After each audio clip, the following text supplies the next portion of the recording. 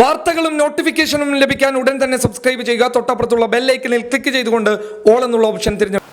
കോൺഗ്രസ് പ്രവർത്തകർക്ക് വലിയ സന്തോഷമുണ്ടാക്കുന്ന വാർത്ത. ബിജെപിക്ക് ഇപ്പോഴും തങ്ങൾ തന്നെയാണ് ബദൽ എന്ന് കോൺഗ്രസിന് തെളിയിക്കാൻ പറ്റുന്ന ഒരു റിപ്പോർട്ട്. കോൺഗ്രസ് പ്രവർത്തകരുടെ പ്രവർത്തനങ്ങളിൽ ആർജവവും കരുത്തും ഉണ്ടാക്കാവുന്ന ഒരു വാർത്തയാണ് കർണാടകയിൽ നിന്ന് പുറത്തു വന്നിട്ടുള്ളത്. കോൺഗ്രസിന്റെ പ്രവർത്തകർക്ക് ഈ വാർത്ത വലിയ ആശ്വാസം തന്നെയാണ്. DK ശിവകുമാറിന്റെയും സിദ്ധരാമയ്യയുടെയും രാഷ്ട്രീയ കരുനീക്കങ്ങളുടെ ഭാഗമായിട്ട് കർണാടകയിൽ വിജയക്കൊടി പാറിച്ചിരിക്കുകയാണ് കോൺഗ്രസ്. മിന്നൽ നേട്ടം എന്ന് വേണം പറയാൻ. DK ശിവകുമാറിന്റെ ആർജവ പോരാട്ടത്തിന് കിട്ടിയ ഒരു റിസൾട്ട് എന്ന് തന്നെ വേണം പറയാൻ. അതായത് കർണാടകയിലെ തദ്ദേശ സ്വയംഭരണ സ്ഥാപനങ്ങളിലേക്ക് നടന്ന, അതായത് മുനിസിപ്പാലിറ്റിയിലേക്കും കോർപ്പറേഷനിലേക്കും നടന്ന തിരഞ്ഞെടുപ്പിൽ ഏകദേശം 58 സ്ഥാപനങ്ങളിലേക്ക് നടന്ന തിരഞ്ഞെടുപ്പിൽ 1187 സീറ്റുകൾ ഉണ്ടായിരുന്നു. ഈ സീറ്റുകളിലേക്ക് പലരും മത്സരിച്ചപ്പോൾ കോൺഗ്രസിന് 508 സീറ്റുകളിൽ കൃത്യമായ വിജയം ഉണ്ടാക്കാൻ വേണ്ടിയിട്ട് സാധിച്ചു എന്നുള്ള റിപ്പോർട്ടുകളാണ് പുറത്തു വരുന്നത്.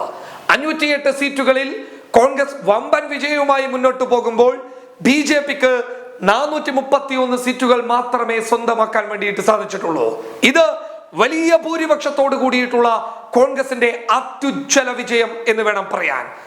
ഉത്തരേന്ത്യയിൽ പലയിടങ്ങളിലും കോൺഗ്രസിന്റെ കോട്ടകൾ വിറപ്പിച്ച് കോൺഗ്രസിന് വലിയ വെല്ലുവിളിയായി മാറിയിരുന്ന BJPക്ക് ചെറിയ തോതിൽ ഉത്തരേന്ത്യയിൽ ഇപ്പോൾ തിരിച്ചടികൾ കിട്ടിക്കൊണ്ടേയിരിക്കുകയാണ്. എന്നാൽ ദക്ഷിണേന്ത്യയിൽ അവർക്ക് ആകെയുള്ള പിടിവള്ളി എന്ന് പറയുന്നത് കർണാടകയാണ്. കർണാടകയിൽ അവർക്ക് നല്ല സ്വാധീനമുണ്ട്, അധികാരമുണ്ട്. RSSനെ സംബന്ധിച്ചിടത്തോളം നല്ല വേരോട്ടമുള്ള ഒരു സംസ്ഥാനമാണ്. അവിടെ കോൺഗ്രസിന് BJPയെ തോൽപ്പിക്കുക എന്ന് പറയുന്നത് വളരെ പ്രയാസകരമായിട്ടുള്ള ഒരു കാര്യം തന്നെയാണ്. എന്നാൽ ഇപ്പോൾ വരുന്ന ഫലസൂചനകളൊക്കെ കോൺഗ്രസിന് ഒരു ട്രെൻഡ് കർണാടകയിലുണ്ട് എന്നും DKയുടെയും സിദ്ധരാമയ്യയുടെയും തരംഗം അവസാനിച്ചിട്ടില്ല എന്നുള്ളതിന്റെ സൂചനകൾ തന്നെയാണ്. എടുത്തു പറഞ്ഞു കഴിഞ്ഞാൽ DK ശിവകുമാറിന് അവിടെ വലിയ സ്വാധീനമുണ്ട്.